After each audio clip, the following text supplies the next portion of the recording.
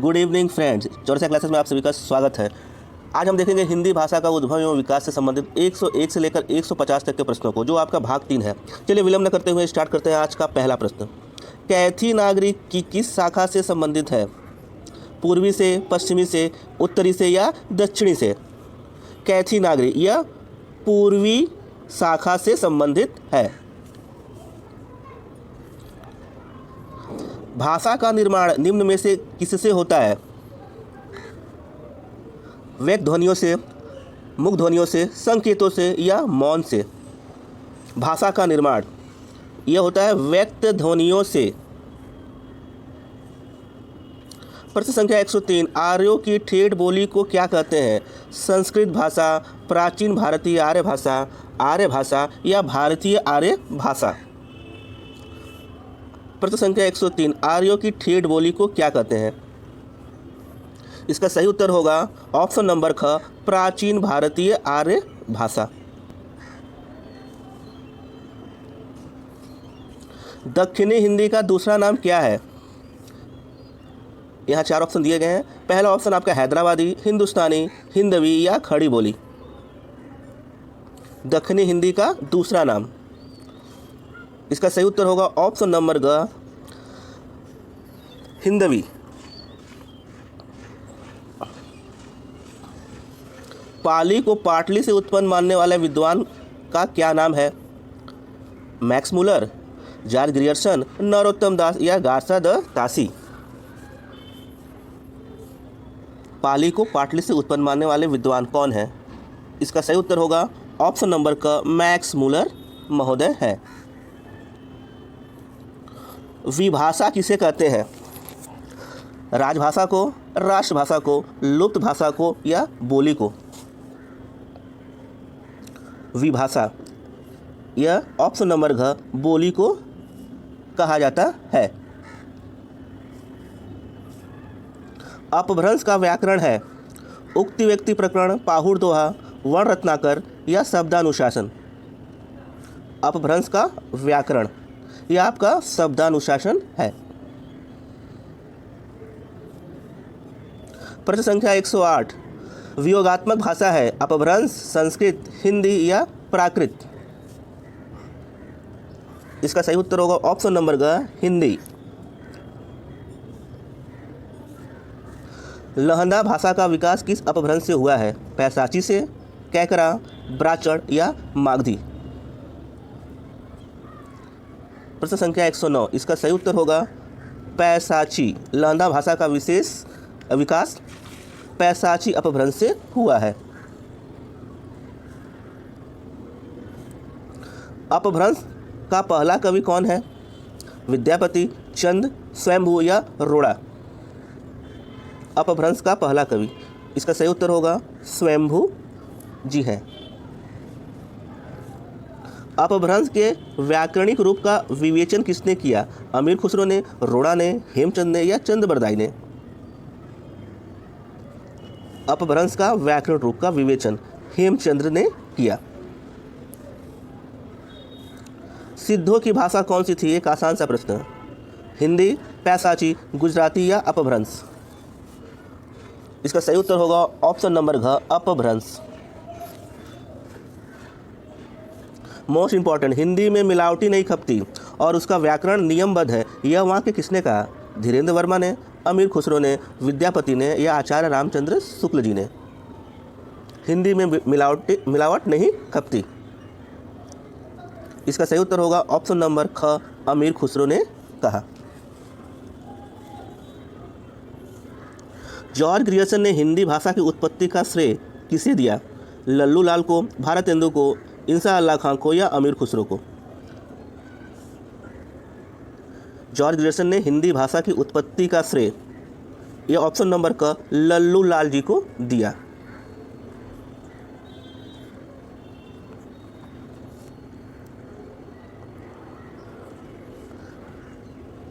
प्रश्न संख्या 115, हिंदी का मानक रूप में योगदान दिया है?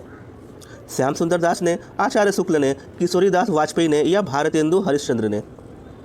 हिंदी का मानक रूप में योगदान दिया है, इसका सही उत्तर होगा ऑप्शन नंबर ग, किशोरी दास वाजपेयी ने। देवनागरी लिपि में स्वरों की संख्या मानी गई है 11, 12, 9 या 13। इसका सही उत्तर होगा ऑप्शन नंबर क 11। देवनागरी लिपि में स्वरों की संख्या 11 मानी गई है। दक्षिणी हिंदी के सर्वप्रथम लेखक कौन थे? गालिब, ख्वाजा बंदा नवाज, खुसरो या निजामी। दक्षिणी हिंदी के सर्वप्रथम लेखक कौन थे? इसका सही उत्तर होगा ऑप्शन नंबर ख ख्वाजा बंदा नवाज गेसुदराज जी थे। प्राकृत भाषा के व्याकरण ग्रंथ प्राकृत प्रकाश के लेखक हैं जयानक, करकंड मुनि, सौंदरानंद, वररुचि। प्राकृत भाषा के व्याकरण ग्रंथ प्राकृत प्रकाश के लेखक, इसका सही उत्तर होगा ऑप्शन नंबर घ वररुचि है। देवनागरी लिपि क्या है? अवैज्ञानिक लिपि, वैज्ञानिक लिपि, सुधारात्मक लिपि या वर्गीकृत लिपि। देवनागरी लिपि यह एक वैज्ञानिक लिपि है। निम्न में से असत्य युग्म चयन कीजिए। मैथिली विद्यापति, बिहारी ब्रजभाषा, तुलसी अवधि, केशव खड़ी बोली। प्रश्न संख्या 120।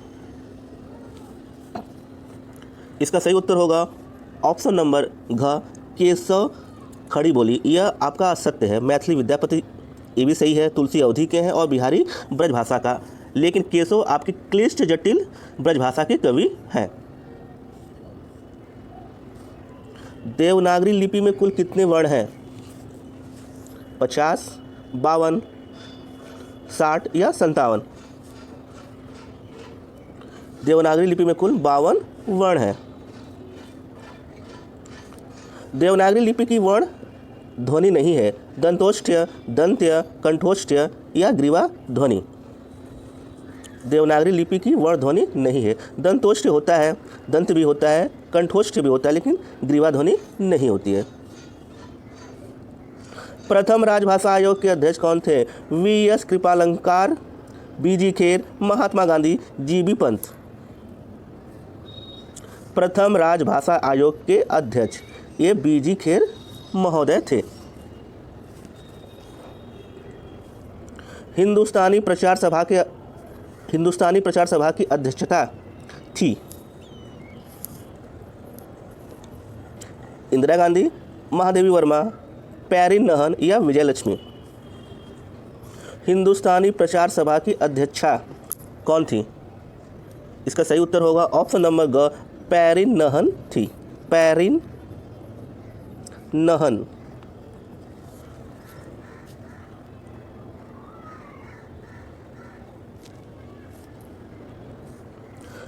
भाषा वैज्ञानिक दृष्टि से हिंदी के अंतर्गत कितनी उपभाषाएं एवं बोलियां हैं? 4 उपभाषा एवं 17 बोलियां, 5 उपभाषा एवं 18 बोलियां, 5 उपभाषा एवं 8 बोलियां, 3 उपभाषा एवं 8 बोलियां। भाषा वैज्ञानिक दृष्टि से हिंदी के अंतर्गत इसका सही उत्तर होगा ऑप्शन नंबर ख 5 उपभाषा एवं 18 बोलियां। असंगत बताओ। मालवी का केंद्र इंदौर और उज्जैन, ब्रजभाषा का केंद्र दिल्ली है, भोजपुरी का क्षेत्र आजमगढ़ है, खड़ी बोली का केंद्र मेरठ और बिजनौर है। असंगत बताओ। इसका सही उत्तर होगा ऑप्शन नंबर ख ब्रजभाषा का केंद्र दिल्ली है, जो कि गलत है। इसका केंद्र होगा आगरा,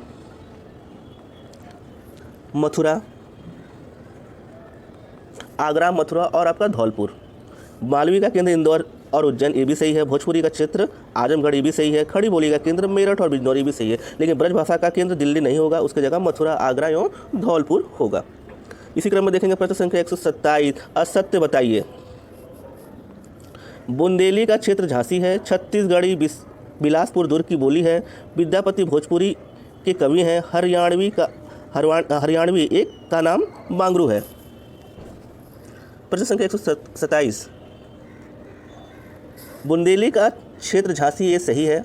छत्तीसगढ़ बिलासपुर दुर्ग की बोली है, ये भी कथन आपका सत्य है, लेकिन विद्यापति भोजपुरी के कवि हैं यह आपका असत्य है। वे मैथिली, संस्कृत एवं ब्रज के कवि ब्रजबोली के कवि माने जाते हैं। हरियाणवी का एक नाम बांगरू है, हरियाणवी का एक नाम बांगरू है, ये भी सत्य है। असत्य कथन केवल ऑप्शन नंबर ग होगा आपका।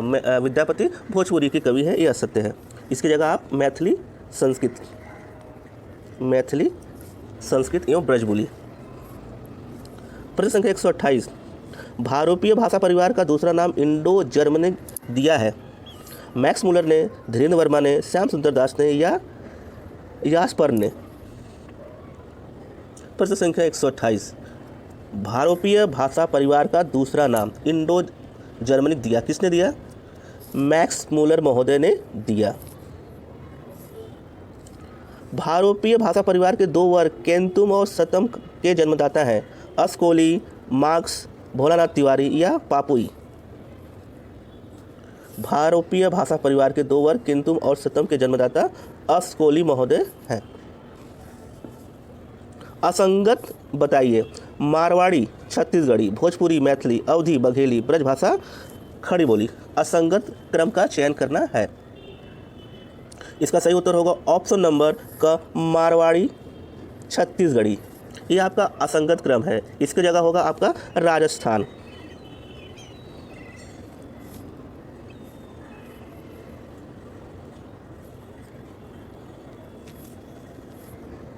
हिंदी का एक रूप क्या नहीं है? कोंकणी, रेख्ता, हिंदुस्तानी या उर्दू। हिंदी का एक रूप क्या नहीं है? इसका सही उत्तर होगा ऑप्शन नंबर का, कोंकणी। हिंदी का एक रूप रेख्ता भी होता है, हिंदुस्तानी भी होता है और उर्दू भी। सतम और केंतुम किस संख्या के वाचक हैं? 700, साई, 100 या 70। सतम और केंतुम यह 100 के वाचक हैं। नेपाली की लिपि है कैथी, ब्राह्मी, गुरुमुखी या देवनागरी। प्रश्न संख्या 133, इसका सही उत्तर होगा ऑप्शन नंबर घ, देवनागरी।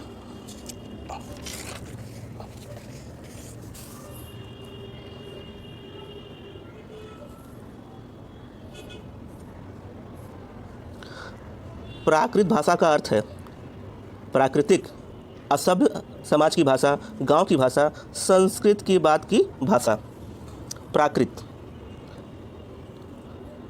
सबसे पहले संस्कृत आया, फिर पाली आया, फिर प्राकृत। तो इसका सही उत्तर होगा ऑप्शन नंबर घ, संस्कृत के बाद की भाषा।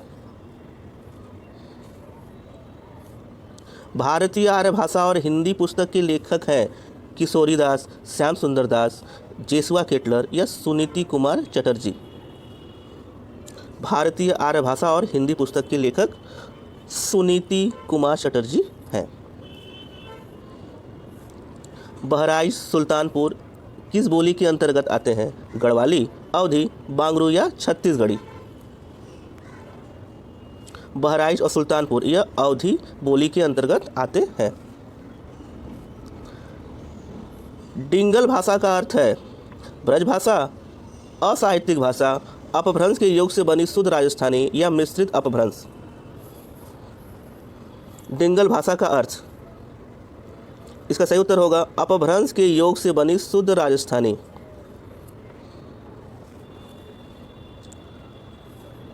असत्य कथन, भाषा विचार विनिमय का प्रमुख साधन है। भाषा व्याकरणबद्ध होती है। भाषा समाज निरपेक्ष होती है। भाषा एक सामाजिक क्रिया है। असत्य कथन का चयन करना है। इसका सही उत्तर होगा ऑप्शन नंबर ग, भाषा समाज निरपेक्ष होती है। ये कथन आपका गलत है। भाषा विचार विनिमय का एक प्रमुख साधन है। भाषा व्याकरणबद्ध होती है। भाषा एक सामाजिक क्रिया है। नागरी लिपि को दक्षिण में क्या कहा जाता है? नागरी, दक्षिणी नागरी, नंदी नागरी या पर्वत नागरी। इसका सही उत्तर होगा ऑप्शन नंबर ग, नंदी नागरी। नागरी लिपि को दक्षिण में नंदी नागरी कहा जाता है।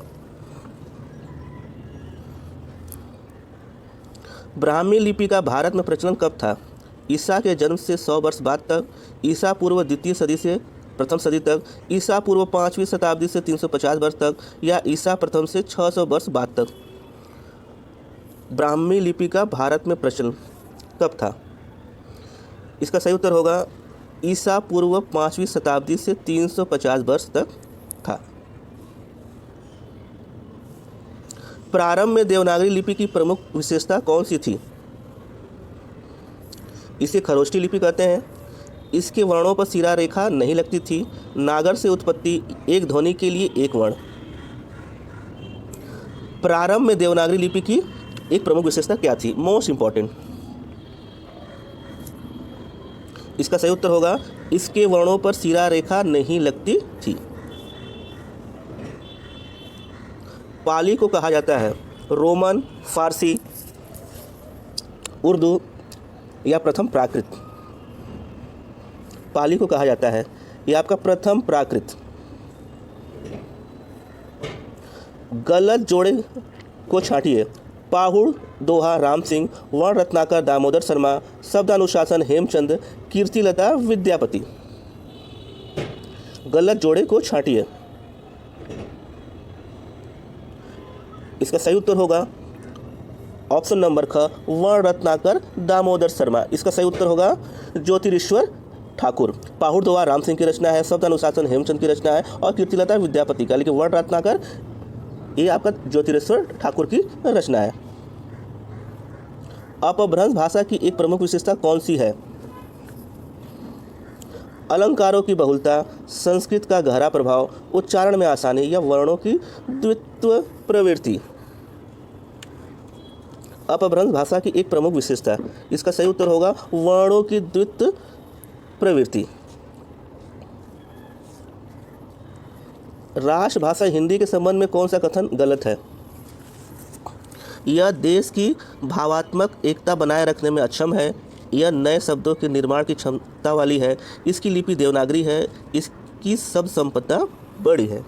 राष्ट्रभाषा हिंदी के संबंध में कौन सा कथन गलत है? यह देश की भावात्मक एकता बनाए रखने में अक्षम है, ये कथन आपका गलत है। इसी क्रम में देखेंगे प्रश्न संख्या 146। भारतीय संविधान में हिंदी भाषा के बारे में लिखा गया है। हिंदी विदेशी भाषा है, हिंदी राजभाषा है, हिंदी राष्ट्रभाषा है, हिंदी जनभाषा है? इसका सही उत्तर होगा ऑप्शन नंबर का, हिंदी राजभाषा है।